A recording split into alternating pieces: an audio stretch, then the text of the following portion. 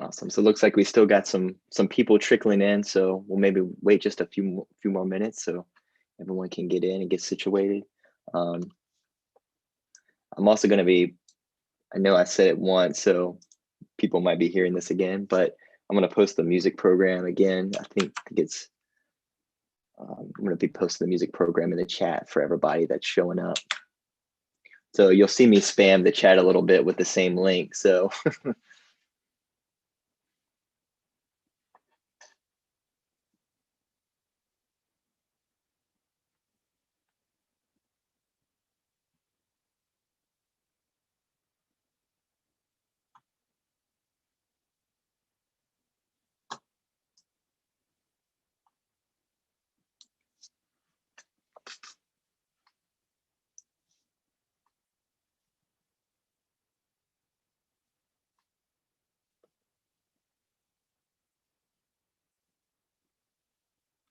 all right. Well, okay. So it's 2:01, so we'll go ahead and get started. Just want to say good afternoon, everyone. Thanks for joining us for another Gellman Room concert. Today is really special. We're joined by members of the Chamber Music Society of Central Virginia for a concert entitled A Music Aviary. So this is our 11th concert in our 2021 concert series, and our next performance will be live streamed a week from today, May 8th at 2 p.m. So please visit our Gellman Room concert page if you want to learn more and register for some of these other upcoming performances and to watch all of our previously recorded concerts. Those are all there too. A few words for everyone. I think someone else new may have showed up since I've said it again, but I'll be posting periodically posting the program in the chat. So if you come a little bit later or if you don't want to open it now, it'll be down in the chat for you to check out to learn more about a musical aviary in that program. So I'm now pleased to present the Chamber Music Society, and I'll pass this off. Thanks, Jonah. Hello, everybody. My name is James Wilson. I'm the Artistic Director of the Chamber Music Society of Central Virginia, and welcome to my home in Stanton, Virginia, in the heart of the Shenandoah Valley. This is an exciting week here at CMSCVA. Not only are we joining you today in the Richmond Public Library's Gellman Room concerts, tomorrow we're presenting our first live and in-person concert in Richmond since the fall. So as we enter spring with a really hopeful and joyous weekend of music making, I'm thrilled to be welcoming you here to join us for this event. I'd like to thank the Richmond Public Library and Lynn Vanderness for having us on this series again. And I'd really like to thank Jonah, who's coordinating this digital production taking place simultaneously in 3 cities. I'd also like to thank the artists collaborating with the Chamber Music Society on this event today. So joining us from Richmond are flutist Mary Budell and pianist Ingrid Keller. And Ingrid's joining the CMSCVA for the first time today, and I'm really excited about that. Hi, Ingrid. Hi, Mary. And writer Angela Lehman is joining us from Richmond too, and she's been our wonderful curator of written word for several years now. So hi, Angela, thanks for joining. Coming to us from Boston, Massachusetts, from Pickman Hall at the Longy School of Music, is the dynamic duo of pianist Rieko Aizawa and violinist Jesse Mills. Hi, Rieko. Hi, Jesse. Both of these wonderful musicians are longtime friends and collaborators with CMS-CVA, and I'm really, really happy to have them both join us from remote New England today. These concerts on the Gellman series always allow us to have more informal concert experiences and to experiment a little with the programming. I thought it would bring a lot of beauty and fun to base today's concert on the topic of birds, because as we all know, birds are having a moment this year. So like during the lockdowns in this pandemic, when traffic and noise ground to a halt, people suddenly started to notice all the birds that were around them all the time. They had just never noticed them before. And places like Central Park in New York City saw very rare species of birds suddenly appear in the lakes there. Bird watching kind of underwent a renaissance. And one nifty story is that here in Stanton, one of my neighbors raised an orphaned baby robin, and the robin grew up treating all the humans on our block as her mommies. And she would fly around and perch on our shoulders and our heads. And then one day she realized that she was a wild animal after all and just went away. And that's fine. That was my introduction to birds this year. So birds have also inspired countless pieces of music and poetry throughout history, and we're delighted to share some of them with you today.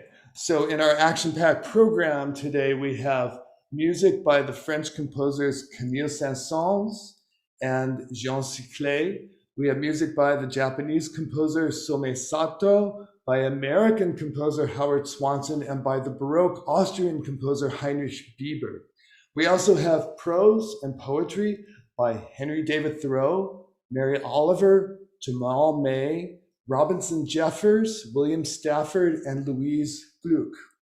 And Jonah has kindly posted a link to our program book that you can click on and see detailed information, including program notes and artist bios. You know, it's also Golden Week in Japan this week. So in honor of one of our pianists, Rieko, and one of the composers featured today, Some Sato, I made a crane that's going to give us good luck as we go through this concert. And I'll just put him in the perch of honor right here off to the side. So to start things off, we have music from the most famous zoological piece ever written, which is Carnival of the Animals by Camille Saint-Saëns. And Saint-Saëns wrote the Carnival of the Animals as a sort of private joke or a private pleasure, and he never intended the piece to be performed in public. Rather, he had it performed by groups of his friends in private parties and soirees, and they thought it was the bee's knees. Saint-Saëns also never intended the piece to be published during his lifetime because he didn't consider it serious music. But of course, the cat got out of the bag, and Carnival of the Animals has become the most performed piece of Saint-Saëns. So the irony of history comes back to haunt you sometimes. Two of the movements in that piece depict birds. One, of course, is the swan, a piece I know very well because I'm a cellist. But today we'll hear the other part of the carnival that depicts birds. It's called Volière, or the aviary. And what a depiction of birds it is. So the composer in this piece magically transforms the sounds of the flute and of the piano into an entire aviary full of flying, singing, twittering birds. So to usher us into this colorful avian space, I'd like to welcome flutist Mary Budell and pianist Ingrid Keller.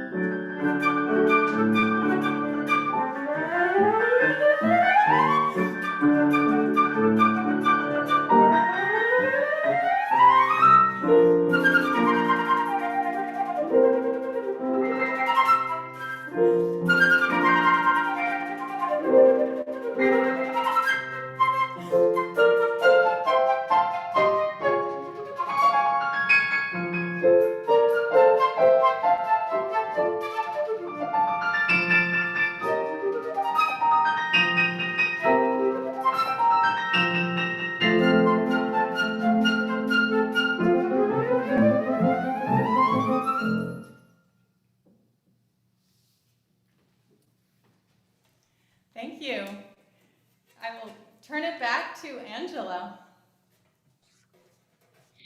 I'm going to begin today with reading an excerpt from The Maine Woods, which is a book by Henry David Thoreau that chronicles several expeditions he made in the wilds of Maine in the 1800s. This comes from a trip he took up by the Allagash Lakes in the summer of 1857. In the middle of the night, as indeed each time that we lay on the shore of a lake, we heard the voice of the loon, loud and distinct, from far over the lake. It is a very wild sound, quite in keeping with the place and the circumstances of the traveler, and very unlike the voice of a bird. I could lie awake for hours listening to it. It is so thrilling. When camping in such a wilderness as this, you are prepared to hear sounds from some of its inhabitants, which will give voice to its wildness. Some idea of bears, wolves, or panthers runs in your head naturally. And when this note is first heard very far off at midnight, as you lie with your ear to the ground, the forest being perfectly still about you, you take it for granted that it is the voice of a wolf or some other wild beast, for only the last part is heard when at a distance. It was the unfailing and characteristic sound of those lakes. This of the loon, I do not mean its laugh, but its looning, is a long-drawn call, as it were, sometimes singularly human to my ear. Hoo-hoo! Like the hallooing of a man on a very high key, having thrown his voice into his head. I have heard a sound exactly like it when breathing heavily through my own nostrils, half awake at 10 at night, suggesting my affinity to the loon, as if its language were but a dialect of my own, after all.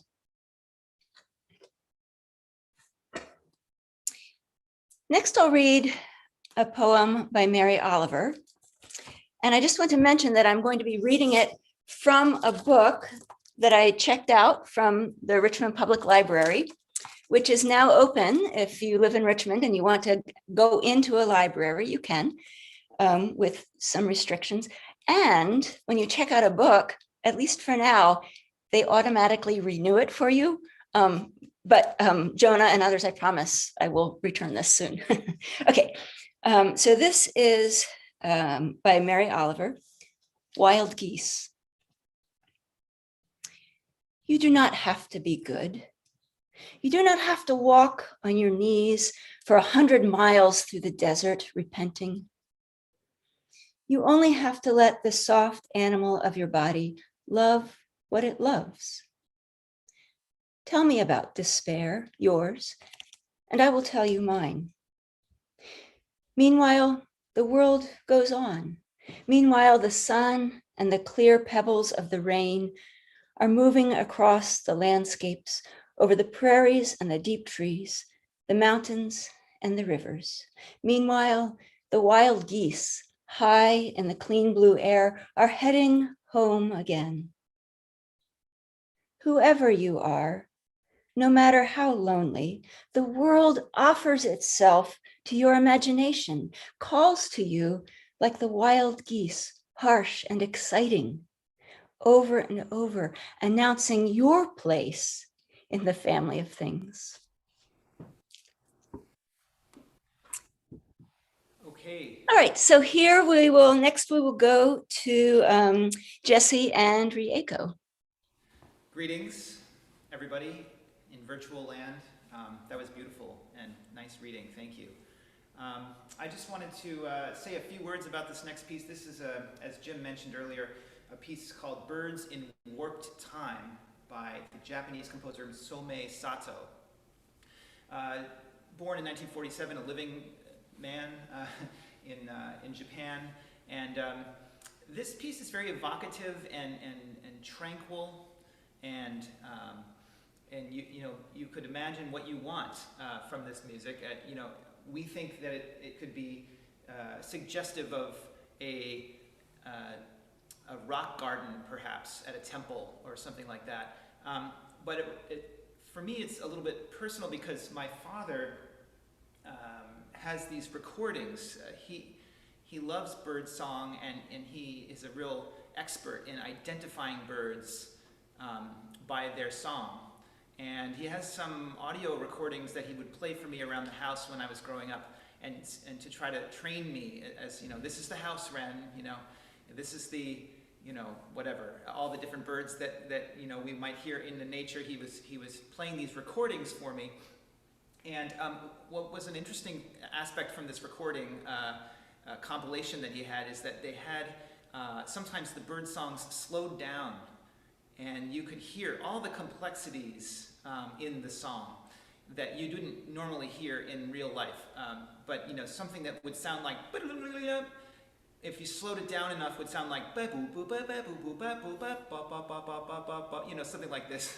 So I always thought that was just fascinating. And so this piece has a little bit of that slowed down bird song elements in it, as the title suggests. And you may listen for that in all the little ornaments that are now audible at this speed. But anyway, hope you enjoy it.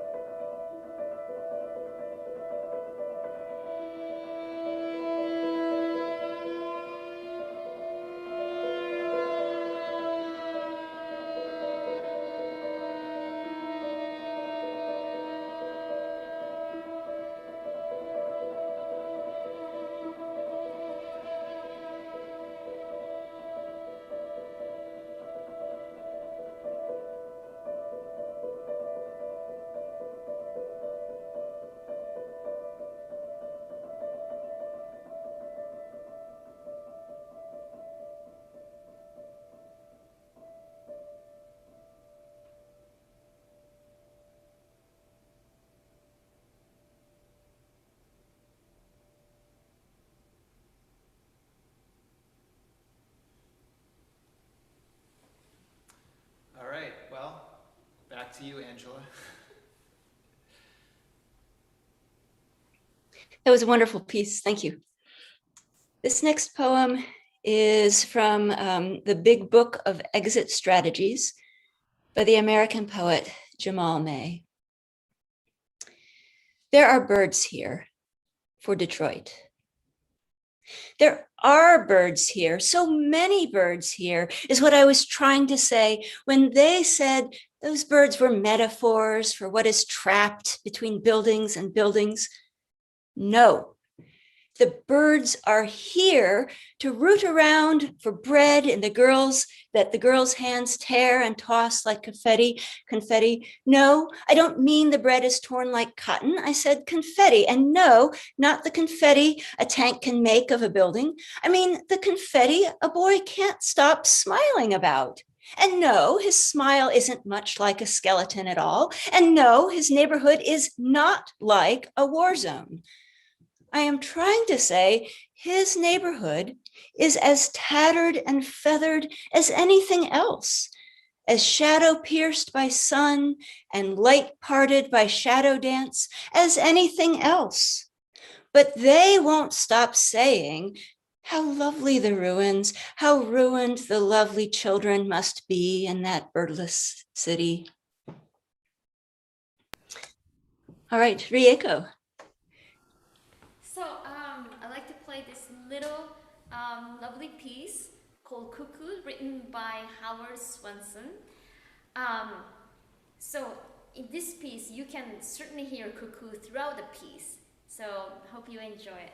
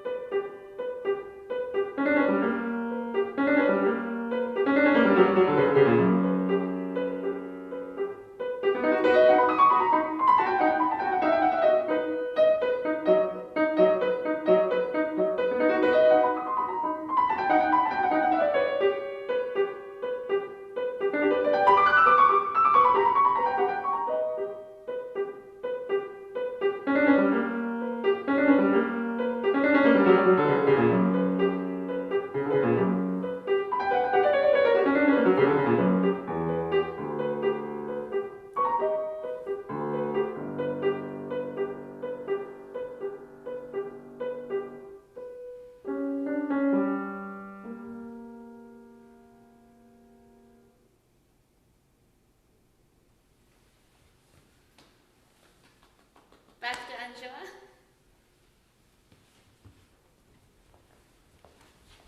I couldn't find any, I didn't find any poems about cuckoos, but we have the music. The next two poems, well, in many parts of the world, we think about birds in terms of their migratory cycles. But this next set of two poems looks at birds through a different kind of departure and return. So first I'll read a poem by Robinson Jeffers and then one by William Stafford. Hurt Hawks, 1. The broken pillar of the wing jags from the clotted shoulder. The wing trails like a banner in defeat. No more to use the sky forever, but live with famine and pain a few days. Cat nor coyote will shorten the week of waiting for death. There is game without talons. He stands under the oak bush and waits the lame feet of salvation. At night, he remembers freedom and flies in a dream. The dawns ruin it. He is strong, and pain is worse to the strong. Incapacity is worse. The curs of the day come and torment him at distance. No one but death, the Redeemer, will humble that head. The intrepid readiness, the terrible eyes. The wild God of the world is sometimes merciful to those that ask mercy, not often to the arrogant. You do not know him, you communal people, or you have forgotten him. Intemperate and savage, the hawk remembers him. Beautiful and wild, the hawks and men that are dying remember him. 2. I'd sooner accept the penalties, kill a man than a hawk, but the great red tail had nothing left but unable misery from the bone too shattered for mending, the wing that trailed under his talons when he moved. We had fed him for 6 weeks. I gave him freedom. He wandered over the foreland hill and returned in the evening, asking for death, not like a beggar, still eyed with the old implacable arrogance. I gave him the lead gift in the twilight. What fell was relaxed, owl downy, soft feminine feathers, but what soared? The fierce rush. The night herons by the flooded river cried fear at its rising before it was quite unsheathed from reality.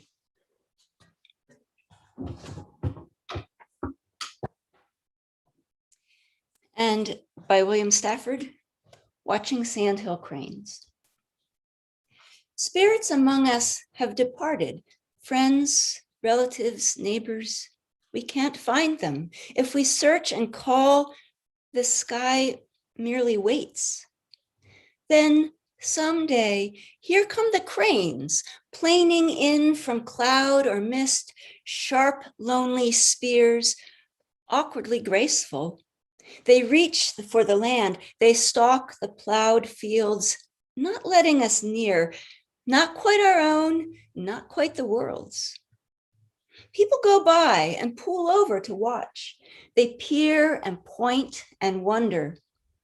It is because these travelers, these far wanderers, plane down and yearn in a reaching flight. They extend our life, piercing through space to reappear quietly, undeniably, where we are. Now, a bird in May with Mary and Ingrid.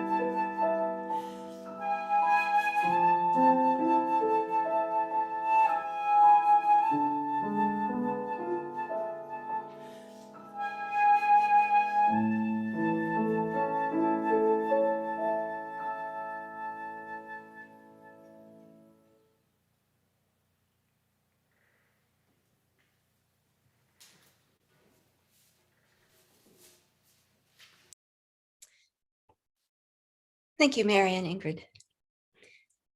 When I was very young, and it may have only happened once, but in my memory, it happened every year. On May Day, my mother and I would pick some flowers and I would put them in a little paper basket or some kind of container and leave them at a neighbor's doorstep and knock on the door and then run away. And that was the May Day tradition. So in recognition of today, May 1st, a day of flowers, I'm going to read a poem from The Wild Iris by Louise Gluck, who last year won the Nobel Prize for Literature. This book, The Wild Iris, is probably my favorite religious book. Sorry, Bible, but this one is great. This book has many of the poems are spoken by flowers. So the poem I'll read is spoken by Scylla, which is an intensely blue wildflower that grows in masses on hillsides and in gardens if you want it to. So here's Scylla by Louise Gluck. Not I, you idiot, not self, but we, waves of sky blue like a critique of heaven. Why do you treasure your voice when to be one thing is to be next to nothing? Why do you look up to hear an echo like the voice of God? You are all the same to us, solitary, standing above us, planning your silly lives. You go where you are sent, like all things, where the wind plants you, one or another of you forever looking down and seeing some image of water and hearing what? Waves, and over waves, birds singing. Jesse and Rieko? Thank you. You know, it's interesting. Rieko and I are part of an ensemble called the Horshovsky Trio. And we actually commissioned a work from the Portuguese composer Andrea Pinto Correia, who based the piece, which she called Night Migrations, on the poetry of Louise Gluck, a poem by Louise Gluck from the same title as the piece. So it's interesting, the connection there, so beautiful. I will just say one word now about this last piece on today's program. We're playing selections from the Sonata Representivo by Bieber, who just predates Bach by about 40 years. And you'll hear we go back and forth between very clear representations of bird song and just regular Baroque music that does not represent anything. But the back and forth is very interesting, and we are having a lot of fun with this. So please enjoy the nightingale, cuckoo, hen and rooster, quail, and alaman in these 5 short movements.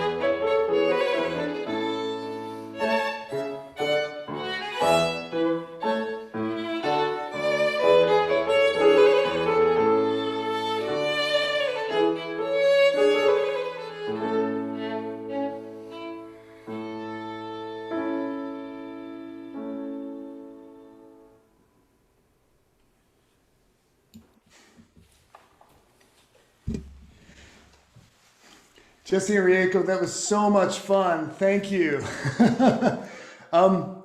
And thank you, Mr. Paper Crane, for bringing us luck during this concert and reminding us that there's so much beauty in the world and so much great music and literature too.